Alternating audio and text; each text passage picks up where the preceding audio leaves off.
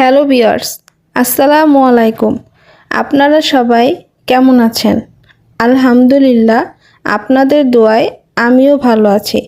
আজ রান্না করছি শুটকি দিয়ে নাপা শাক। প্রত্যেকটা মেয়ের বিয়ের পর শ্বশুর বাড়িতে আসার পর শুরু হয় যুদ্ধ। সেই যুদ্ধটা কি জানেন? রান্না।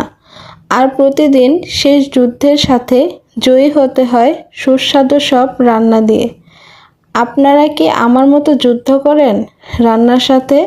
কমেন্ট করে প্লিজ জানাবেন। সব ধরনের মশলা দিয়ে কষিয়ে নিলাম একটু। এবার আগে থেকে ধুয়ে রাখা শাক ও সবজিগুলো দিয়ে দিলাম। দিয়ে হালকা নাড়াচাড়া করে দিচ্ছি। আমি কিন্তু এখনও তরকারিতে পানি ব্যবহার করিনি। শাক থেকেই প্রচুর পানি উঠেছে। পরিমাণ মতো লবণ দিয়ে দিলাম।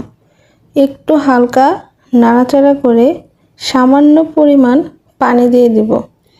শাক ও সবজিগুলো সিদ্ধ করার জন্য 5 মিনিটের মতো ঢেকে দিব।